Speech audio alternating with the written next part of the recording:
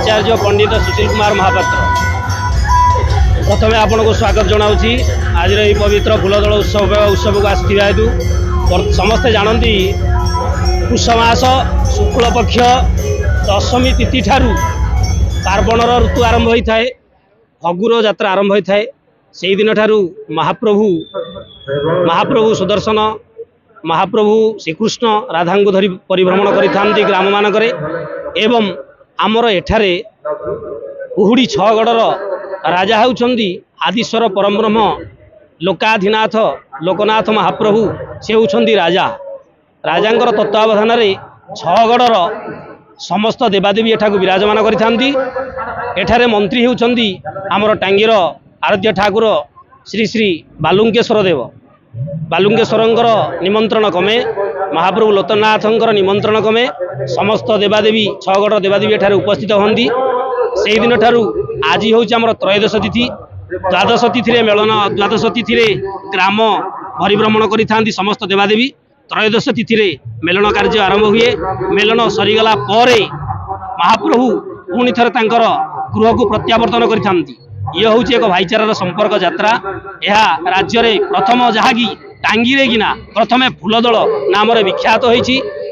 50 गोटी दल आसी मिलन होती किना समस्त भक्त माने एकाठी होई आनंदर सहित किभଳି भावे निजर भाईचारा संपर्क को रखी समस्ते किभଳି भावे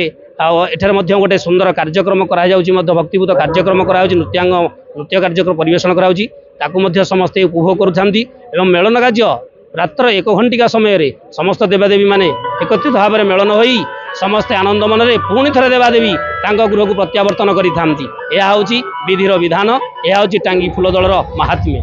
मो ना नंदिता पात्र मु चांदपुर आसी आमे प्रति वर्ष एठी आसुचु मु एबे 25 वर्ष होला आसी एइडा हमर गोटे बहुत पुरातन पर्व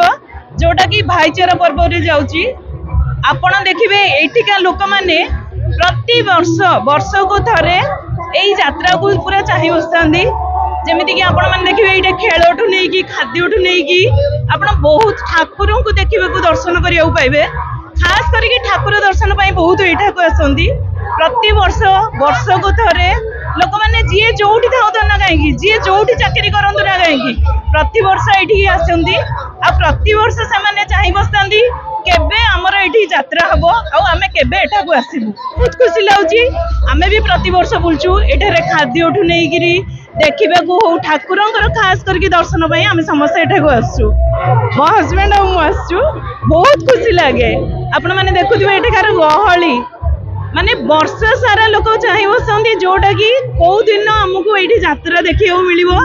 चाहे दिल्ली रे रुहंतु किबा फॉरेन रे रुहंतु से माने देखंती जे चाहे मोबाइल रे जेते सब देखंतु किबा टीवी रे देखंतु से सब को देखंतीनी से वर्ष को थरे चाहि बसंदी केमिति आमे एठी यात्रा को पहुंचीबो आ हम गां रे मजनबो।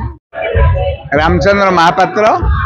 ए वर्ष 260 वर्ष ऊर्ध मेलन एटा ओडिसा रे बोधे फूलदल मेलन जो तिथि होची त्रयोदशी रे जमा ठाकुर जमी में त्रयोदशी रे मेलन हबो। ये 2 दिनिया यात्रा हेले मध्य ए बहु वर्षर यात्रा कोड़ी छगड़र मुख्य ठाकुर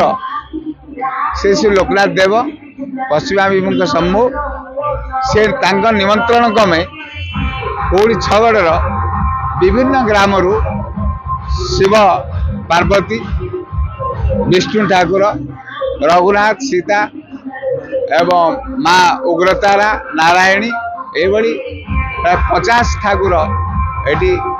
कोड़ी छगड़ आमर स्वर्ण जरीपड़ारू माटियापड़ारू टांगित गला आ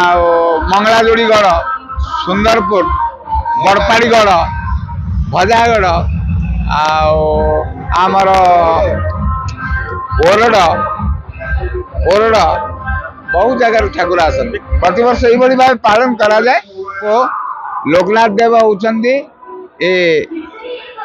दोल यात्रार मुख्य ठाकुर राजा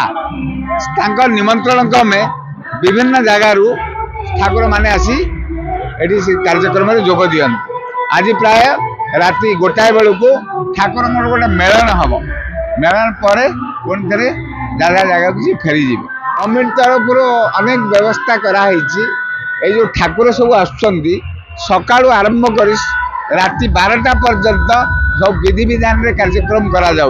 सका बालभोग दि जाऊँगी जड़ा तेल दि जाऊँगी पान गुआ दि जाऊँगी जो मनीष मानकर कार्यक्रम से ठाकुर मानकर कार्यक्रम ये भाव सका आरंभ हुए सका 7टारू फगु चना साकर यही सब प्रकार करा जाए कौड़ी छगड़ ठाकुर आसती कौड़ी छगड़ 50 ठाकुर एटिकी आसती एवं 50 ठाकुर को देखा हेले आमको 3-4 दिन लगे किंतु एककालीन गोटे शंभु मिलन गोटे विष्णु मिलन गोटे देवी मिलन ये हबार सुजोग मिलूँ।